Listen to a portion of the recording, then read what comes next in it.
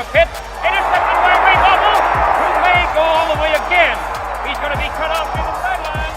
He was tripped by a man standing in front of the Winnipeg bench. First down, Edmonton with the football. McManus going up top for Eddie Brown. What a catch! Eddie Brown! Touchdown, Edmonton! Penalty markers down all over the field. Illegal substitution, too many men on the field, Saskatchewan. From 33 yards out to win the 97th Grey Cup. Ball down, ball through. What's up, everybody? It's your boys here, the Football A podcast, Hop, Ant. There's some consistency. Look at that. After a post last week, we're going to be back again this week. Finally, the summer has allowed me to chill out and find the time needed to lock in on the final 2/3 of this CFL season. Just about everybody has 7 games played except for Winnipeg and Edmonton, who have 6 apiece. So let's just take a State of the Union. I don't know, not to get geopolitical immediately as we do, but does Canada, we need an update. Do they have a State of the Union? I suppose not.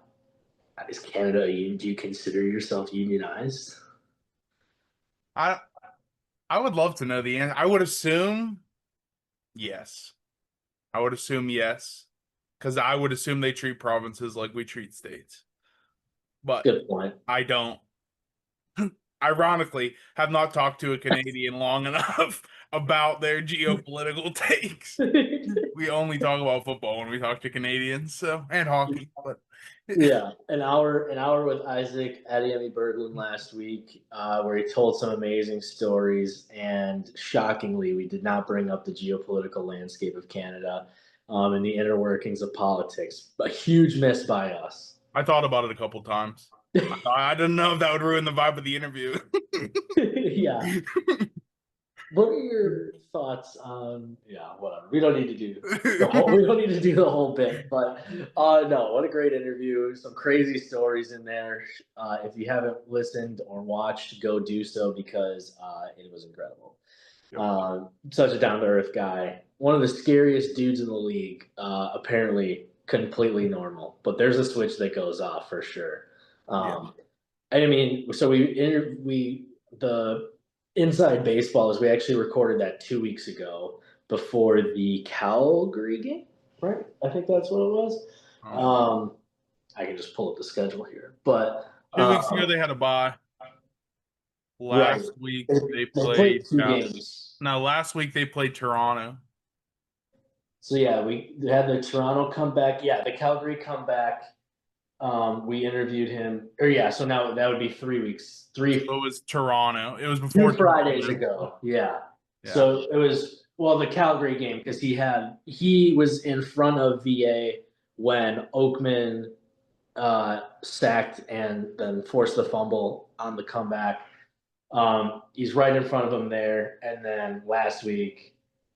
Toronto. I have those flipped. You're right. So it was right after Toronto? Because we did Friday, right? It was right after. No, yeah. You're right. It was the bye week. So it was that. Or was it the bye week? The Friday before the Toronto game. Friday before Toronto. Okay. Yeah, so we come back. He was in front of Arbuckle. You see our boy jump up with the long arms, keep him in the pocket. The rest of the pocket collapses. Sacked fumble that turns and finalizes the game in favor of my Alouettes. And then last week, similar thing, VA going to try to make the final play. Who's right there in his face to break things up? Our boy IAB. So maybe not the biggest, maybe not a ton of sacks here and since the recording, but 2 crucial plays at the end of the game. We'll call it the Football A bump, I guess. But so my team, back-to-back comebacks now, 5-2 on the season, tied with Hamilton. Shocking. Shocking is right. The shocking is right. Yeah. And they're doing it by just outscoring everybody. I'm seeing here, I have the full standings. Hamilton, 225 points for, leads the league. The only other team with over 200 is Calgary. a couple 190s in there. Ottawa and Edmonton at a disgusting 148 and 136 respectively. Hamilton's defense not totally horrible. 190 or 189 allowed, which would be good enough for the fourth fewest. That seems right, just on a quick glance. But they're outscoring everybody. Bo Levi is just like a fine wine from whatever part of Canada that grows the best grapes. I imagine somewhere out towards Saskatchewan with the mountains. That's just I'm not a wine guy, so don't know. But I would think BC, but it's fine. You're probably right. Leads the league with 2,200 yards in 7 games. Completion percentage isn't the highest of the main starters, but a beautiful 68.8%. 15 touchdowns, 4 more than your boy Trevor Harris, and a shocking Nick Arbuckle, who's in second, and then only 3 interceptions. And when it comes to the guys who have started more than a few games, that would be the fewest. Colaros, ugly numbers. He's got 5 starts. Ford has 3 in his 6 games. Few starts, but guys like Harris, Rourke, VA, and Arbuckle have started the majority of their games. He's got lower interceptions there. So he's been insane. I hope this continues, but not at a detriment to Montreal, obviously, because of my allegiances. But I do have the Bo Levi MOP ticket after last year, so I would like. I'm in a weird spot right now. That's for sure. That's fair. Hamilton's definitely one of the feels like bigger shocks this year. Obviously, we'll talk about Calgary later, but Hamilton's a huge shock. I thought they were going to be awful. I thought Bo Levi was going to fall off a cliff. Could not have been more wrong. He's been awesome. He's been really, really, really good. They shocked me. The defense, I wouldn't call it good, but it's better than last year. They were putrid. This year they're better. So I mean, taking improved defense. Bo Levi mentioned not falling off a cliff. They were going to be better. I didn't think they'd be as good as Montreal good, but they're solid. I for one hope they fall off as a proud predictor of the Montreal Alouettes to win the Grey Cup. I do hope they fall off. But yeah, that's the problem with this podcast is we have our hands firmly in the Montreal bucket as far as wanting people to succeed. Yeah. So we need more guys from other teams to respond to DMs so that we can not. I feel guilty, but I'm an Owls fan, so I don't really care. I don't feel those are our guys. I don't feel guilty rooting for them. Simply, if you want us to root for your team, come on the pod. It's simple. Pretty simple. I will spur good talk about you no matter what if you come on the pod. Doesn't even matter. Not that our guys have been bad, but if they were to ever play bad, I will never admit it. Yeah, speaking of being on this podcast and playing out of your mind, we need to talk about – second. What's up? How's it going? Good. Oh, Dave. Yeah, he's out of here. You guys want bananas? No, For sure. Not particularly. Just to leave it here for the text? Yeah. That's fine. They'll leave them. Yeah. Good for I know. I'll stick to a sugar-free Red Bull and that kind of stuff, and some raisins. Yeah. You guys have a good one.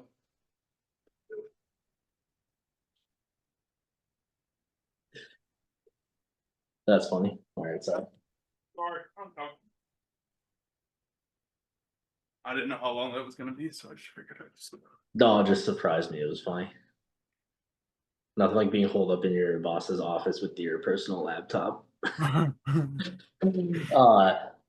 was I? I don't remember. I think you were about to talk about Aiden, I would guess. Oh, yeah. Yeah. 3, 2, 1. Speaking of bumps in this podcast, Aiden Eberhardt, no career CFL touchdowns. He comes on this podcast, scores a couple at the end of last year, and now our boy has fully blossomed. Yep. I mean, this kid, I just can't stop watching him. Just all over the field. It really sucks because McInnes is 18, so just enough of like the jersey. Like if you catch it at the right angle, I'm just like, oh sweet, is that Aiden? And then it'll be just another McInnes catch. So the Eberhard catches are awesome. He's been absolutely shredding with Rourke this year. Rourke's good. He's good. I love this is what we were waiting for. every time Aiden makes a play, I like audibly react to it. Like I get excited every time he makes a play because I love that guy so much. And same goes for everybody that's been on the podcast, but Right. specifically him because, like you mentioned, he came on at the time he had no touchdowns, and now he's like consistently score. Like he has a decent number of touchdowns since he came on the pod, and I couldn't be happy for him and BC in general. I know they're not having the best season, but I'm happy for them that both Aiden and Rourke are playing really good. Yeah, it's definitely just the start. Once they get the defense going, obviously they blew a 10-point lead with the CFL. No lead is safe. It would be a real shame for anybody who had -3. Shout out your boy. That was a tough one. Yeah, Aiden right now, 21 grabs, 366, and 2 scores this year. So he's basically, I think he's actually almost at like career highs. And we're like a third of the season in. Oh, yeah. Let's see. Yeah. That's a little disrespectful. He's basically another touchdown and he's going to have a career high.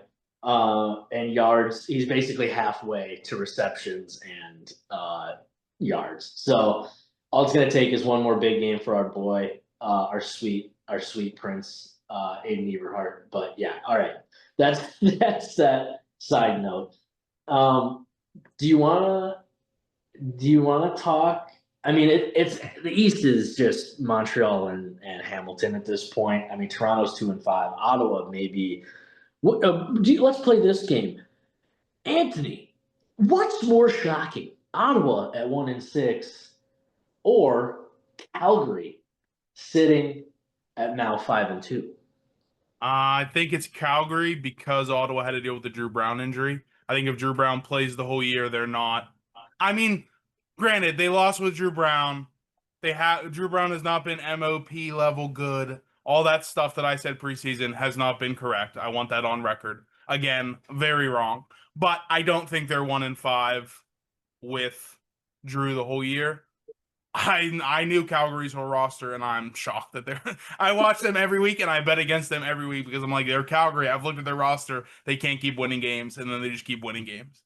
It is the epitome of he can't keep getting away with this. Yep, It really is. I've now stopped. Nobody. I mean, there might be not another soul in the world colder than me when it comes to CFL gambling. The numbers are gaudy at this point. As compared to last year, where I felt like I was in the zone. But yeah, it's just a weird standings. Like Edmonton, obviously, our 9 teams does that, but Edmonton at 1-5. Thank God they started Cody. By the way, that's a man who I would like on the podcast. They probably needed to do that switch. The Trey Ford experiment. I don't know if it's going to work in Edmonton. Maybe somewhere else. You've been pounding the table for that since we started this pod. Yeah, I'm glad to see you finally come over to the correct side. I don't have a good pulse on the West between taking the Calgary wins under, which is going to lose after they win 2 more games, and then the way the Trey Ford has not been able to start hot. Yeah, it's not been, and it's the individual plays. He just can't put together a game at all. Mm-hmm. It's brutal. Yep. They can't protect either. Cody got sacked 8 times this weekend. I don't know if you saw that, but. Yep, they got to work on the O-line. They definitely do. And we were just talking about with Isaac that it feels like sacks are down recently, but yeah, and not in Edmonton. That's for sure. Yeah, I mean, you and I could have been coming off the edge. Probably fell into 1 or 2 during that game, but yeah, just weird seeing there's 2 teams that are combined 1-5, and then you have 3 teams or 4 teams, half the league at a 5-2 or better clip, and there's only one team that's better than 5-2. Anthony Ventura. There sure is. Cool. I've been trying not to talk about it. I think the more I talk about it, I'm going to jinx it. It's like Yep, I every time totally the get that. Browns win games, I don't gloat because it happens so rarely that I'm correct that I don't want to brag about it because then the second I brag about it, it comes crashing down. I don't want to get into this. They've looked good is all I'm going to say. They have looked good. I'll let you talk about the Rough Riders. I will absolutely give them their flowers. I mean, when when you look at, I mean, nobody can run on them again. It is shocking. Mhm. They've allowed a few more points than I thought this team would so far this year. And this week we'll get. I mean, I think I'm going under with Saskatchewan playing MBT, and then also having the Montreal defense, which Montreal's defense, don't look now. Besides IAB making plays in the backfield, not the secondary's been a little not great, but yeah, this Saturday. I mean, this is going to be an. Are we? The problem is that we both think that this is going to be a Grey Cup rematch. So this week, like I don't know where you stand. This has been on my mind since like last night. I don't know if I'm gonna. I think I have to save the reverse jinxing for later on. I will not be saying another. I will not be doing the bit. I will not be doing our bit before this game. Okay. I will be saving all of my luck, all of my good karma will be saved for the playoffs. That's all. All right. That's why all I'm saying is they look good. I'm not wasting any karma right now. That's fine. There's gonna be a point like if Montreal starts hot, if it's like a field goal, maybe a tip ball interception, and looks like we're gonna go score, and all of a sudden it's like say it's 10-0 Montreal like in the first quarter, I simply will be just the impulse will be there to like send probably the eyeballs emoji, and then it'll all come crashing down the same way you're not talking about it. I know that. So maybe I shouldn't do that, but the impulse is no impulse control from my side. Me personally, I think you should send it on Saturday. If you guys get up, I think you should send the eyeball emoji and we'll go from there. All right.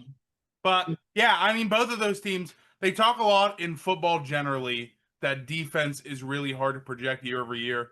Defense is just so streaky that they, again, not to mention the Browns too much, but specifically the Browns, like best defense in the league level. But can you really expect them to be that good again? Probably not. Saskatchewan, though, they could not be run against last year. Truly a brick wall against the run last year, and they have just followed it up. They have been so good against the run. Like you said, the pass defense a little leakier than I would like, especially with how much talent they have back there. But Yeah. to be able to stop the run at the clip that they're stopping the run, I'll sacrifice a little bit. Yeah, absolutely. And I think Harris has a few more turnovers than like what you've talked about. I mean, it's all stuff that, people have tried to figure out now over the last few years analytically. I mean, Harris, 11-4 is a good split. I think he's got a couple fumbles in there, which may or may not be true. Just trying to think off the top of my head, but either way, like it just seems like they're having a little bit more struggling on offense, even though they're still moving the ball a little bit, where the defense just seems to be in precarious situations every once in a while. And then, it is what it is, but still 6-1, still on top of the entire league, sole possession of first. So, do you have strong feelings about anybody else? I mean, obviously Winnipeg 3-3. So yeah, I mean, we talked about Hamilton and Calgary being crazy, Montreal and Saskatchewan being good, Edmonton and Ottawa sucking, and Toronto. The middle teams are very interesting to me. I guess the way I want to word this, which you might have already touched on it when you talked about BC's defense, of the two, I'm going to call them middle level. Granted, I'm looking, BC's only half a game above Toronto. They feel like different. They feel like they're in different levels. Like if we're tiering the league, Toronto is in the bottom tier, BC is not. Of those two teams in the middle right now, Winnipeg and BC, which one do you feel could make a deeper run? I think it's BC. Okay. Just Even though Winnipeg has all that experience, and I think both teams will get into the playoffs fine. So I'm truly asking about the playoffs. Do you think Winnipeg's? I mean, they've been to what, 5 straight? However many straight? Feels like they've been to 25 straight Grey Cups. Like I've only been watching the CFL for 2 years, and I'm already irritated with them. I don't know how people who've been in the CFL all this time have dealt with them. I don't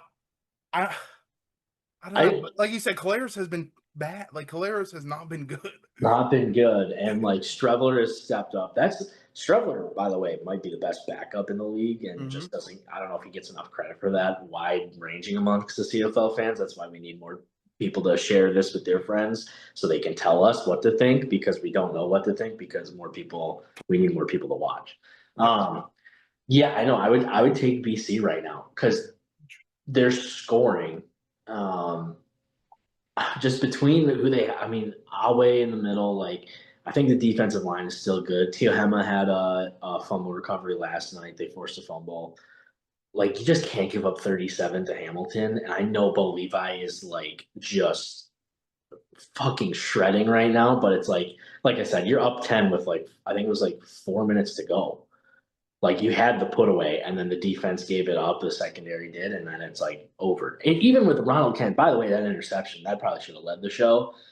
Insane all-time catch, no matter just professional football, it doesn't matter. NFL, CFL, fucking Ronald Kent's insane. Yep, that was crazy. I go back and forth. I try not to give Winnipeg any credit at all when I can, but they did the same bullshit last year where they started bad and Collaros looked like he had completely fallen off the wagon. And granted, he didn't necessarily look good as the year progressed. He kind of stayed bad or below average, I want to say. But they just picked it up. And I think they're going to do it again this year. Something in my head is telling me that Winnipeg, this is just what they do. The late Cavs LeBron teams would do this, where they just wouldn't try until like mid-January, and then they would just go for it. That feels what Winnipeg's doing. Like you said, I mean, they have like the one thing they have probably more than anybody is the experience. I mean, even though Lawler, I mean, that's part of why Hamilton's so good. Kenny Lawler and Bo are fucking insane together. But yeah, I don't know, man. I just think BC's also going to play 2 more games than Winnipeg. So it's like, I don't know. Collaros got hurt. Obviously, he played last week still, but like, I don't know, man. It's just tough. The defense, I thought they lost too many pieces. That has not mattered at all. So Mike O'Shea is a great coach, probably the best in the league. But at the end of the day, it's like, it's so hard, especially with Aiden playing out of his mind. Like McInnes, Hatcher, Aiden, like, I mean, and then James Butler's been insane on the ground. I think he's 2nd or 3rd in the league. Like in yards, like the offense is scoring. Everything's right there. It's just like Ken Awe, and the secondary start to lock down, and then I think BC totally like flips a switch and dominates. Fair. But Fair. We'll see. We'll see what happens. I mean, I think both will be good. Like I said, obviously, I think both in the playoffs. I think both comfortably, and I don't know. Do you want to hit each game this week, or are we pretty set? I mean, it's going to be interesting. Luckily, I think we got lucky saving the best for last with Saturday night, our matchup. Thursday, you'll have Calgary heading to Ottawa. Friday night, Toronto goes to Winnipeg, which Chad Kelly, by the way, 6-game injured list. So I think they had said originally like be back by now, essentially, but I guess 6-game injury list to me, I still really haven't figured the injury list thing out. To me, that would indicate that he's not going to be back for 6 more weeks. I did not take it like that. I did not take it like that. I don't know. I haven't read any. I haven't seen any news, I should say, about what the timetable is, but I don't think it'll be another 6. All right, should I just read the CFL, the article on it, just right from this says CFL.ca staff, so I hope I'm not ripping. It's been placed on the 6-game injury list. Much progress has been made through the rehab. The collective decision has been made by the team and Chad himself to extend that timeline by placing him on the 6-game injured list, said the GM, Argos GM Michael Clemens. Highest priority is returning and playing alongside his teammates, ensuring a talent that protects his long-term health is the most important consideration. People forget his foot was fucking backwards, I think. Chad will continue to rehab diligently and we'll be looking forward to seeing him on the field soon. I think that made me think you're right for what it's worth. So okay. I can admit when I'm wrong. So sounds good. Yeah.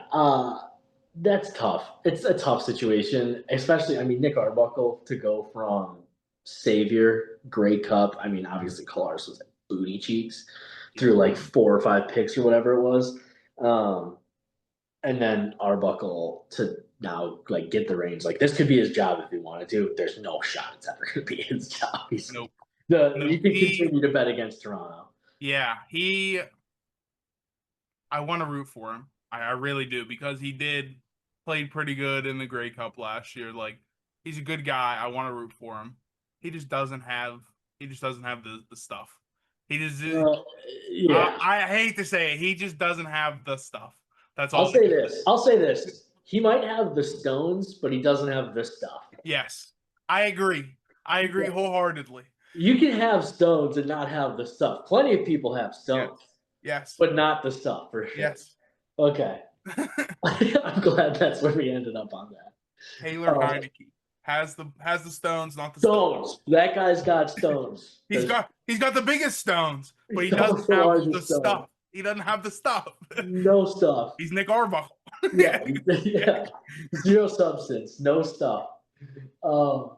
That's I love that.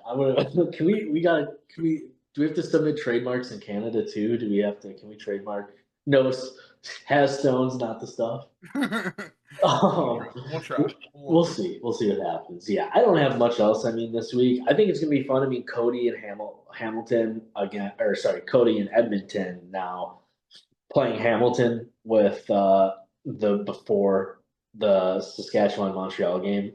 I haven't had anybody who wants my tickets, so I got to figure that out here. But that was just sorely disappointing. So I got to figure out somebody who wants my tickets. But give him to Berglund Bridge again. I don't know if he has anybody. That's a good point. I should see if he's around. He's probably locked in. That's fair. Yeah. But, fair. Oh man, do you want to do? I don't know. I'm pretty set. I like kind of what we talked about. Unless there's I like it. I think it's good probably not to run too long.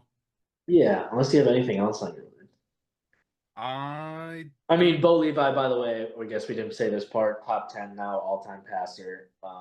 I did before the season, I did I did it last year too, but this time I took more meticulous notes on especially like franchise records for each team. So maybe I'll try to like update that and kind of see where some of those are at. That might be fun, but certainly not right now. Yeah, we can do that later. Maybe once it comes to that lull in the end of the year where like half the teams aren't trying because they're not going to make it and the other half are sitting their starters because they're already in last 2 weeks type. Did you know? Okay, I remember last year we talked about doing the fines because they always post the fines each week. Okay. I don't remember what we were going to call this segment, but here's the first fine segment. Everything's fine, maybe. I don't know. I don't remember. I'll have to look back in our text messages. Last week, from week 7, I should say. This is from week 7. So one from last week and then 2 additional from week 7. It would seem, I believe. Deshaun Amos maximum fine for delivering a spear to which is exactly what it says in the wording, delivering a spear to Ottawa quarterback Drew Brown. Major grade 2 infraction on the play. Willie Jefferson been fined for delivering a spear to Tevin Jones. And then Saskatchewan DB CJ Rivas has been fined for delivering a high hit to the head of Nathan Rourke. So everything's fine. Those are your fines for the week. Great bit. I love it. Thank you. I don't know. It seems What like, is the maximum fine? Do they give a number? No, that's the thing with the CFL. They're afraid to put out any numbers, so I have no clue. Okay. I'm just gonna make up a number in my head, and that's what I'm gonna pretend it is. I do you want to? Do you have a number in your head? I have a number in my head. I have a number in my head. Do you want to do it on three? Like on three, say what you think the maximum dollar amount The fine is. maximum CFL fine. Let's do it. Canadian Yeah, or U.S. Canadian. Canadian. Okay, I'll do 3, 2, 1. Say the number. Okay. 3, 2, 1. 750. 100,000. $100,000 fine. 750,000. Dude, like 750,000. No, like just 750, not thousand. $750. Yeah, Dude, NFL players get fined like 70 grand for wearing the wrong shoes. I know it's the NFL. They're wearing the wrong shoes though. They're delivering Not 100 grand. He delivered a spear, and they gave him a what do they call a major 2 grade infract, whatever it's called. And you think you're finding them $700? There's no way. I refuse. I refuse to believe. Six figures is like would be like a top 10 contract yearly. Maximum fine. You gotta penalize. You just read the last 2 weeks. There's been 3 fines. It's not the NFL shells fines out. They fine everybody for everything. Well, yeah, but there's It more seems teams and like more the players CFL and does salaries. not. It seems like the CFL does not, so I took it as big fine. Well, no, that's fine, but yeah, That's what I took. I'm glad we were way two ends of the spectrum. Maximum fine, maximum penalty, dude. Wow, dude, that's crazy. $100,000 maximum. I thought about doing 50, but then I literally thought about it was somebody, maybe D'Angelo Williams when he used to play for the Steelers, used to wear the pink shoelaces for October, and they would fine him like 60 grand. And I was like, there's no way they're fining people less than wrong shoelaces. I know the numbers disparity between the NFL and the CFL, but even if you scale it down, like that's fair. That's fair. I probably was way low.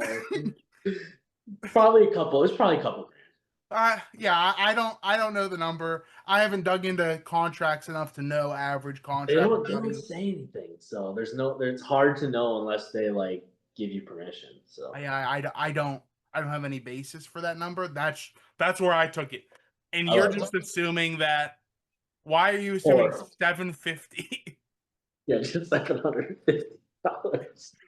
I don't know. It just seems I think like, I've gotten fined more than $750 on this podcast alone. No, that's funny. I'm glad that's where that went. I'm glad we did that say a number thing. That was good. Yeah, that's about all I have, man. That works for me. I'm excited for this week. Excited for the game Saturday. Yeah, it's gonna be an interesting week because like can Drew Brown play with VA in Calgary? Then you have kind of a crap bowl between Toronto and Winnipeg. Can Edmonton continue to play at a decent level? And then probably the best game of the week and Saturday night. I kind of like the double set. If they could do it where you could like do the game of the week and do like a doubleheader Saturday, I would kind of love that. I agree. In theory, but obviously you can't just say like, okay, you can't say on Monday, okay, you guys are going to play the last of the doubleheader on Saturday. Yeah. Not exactly flex scheduling. Yeah, no, certainly not. But all right, sounds great. Well, cool. What a time to be alive. Max Fines. I'll say this to end the podcast. After you said delivering a spear in my head, I saw like a pickle spear. Really? Not that I'm a big pickle guy, but I thought kind of funny, like delivering a spear and then it's like a pickle. See, I picture them just like Edge, like WWE spearing the quarterback. That's what I see in my head. You see like 2008 Edge spearing the quarterback, full body off the ground, legs kick up type shit. I like that. Yeah, I would maybe have to work on a design. I like the idea of delivering a spear and just like I do. Here's a pickle. I like the pickle spear. I love it. Okay, all right, sounds good. Yeah, well, can we AI like Isaac? Oh, can I AI ChatGPT Isaac spearing like comically like you said, Edge 2008, like just ragdoll Trevor Harris. Can I get that's going to be a big ask for ChatGPT. I think you'd have to upload like a basis, make it look like this, but then Yeah. we'll figure it out. I go on ChatGPT a lot. I'll fuck around on ChatGPT. I'll get us something. Look at you. Awesome. What a time to be alive. Thank you, everybody, for listening to the Football A podcast. You guys are great. Share with your friends so that we can figure out more about Canadian geopolitics and then also how people feel about CFL players in general. So, True. awesome.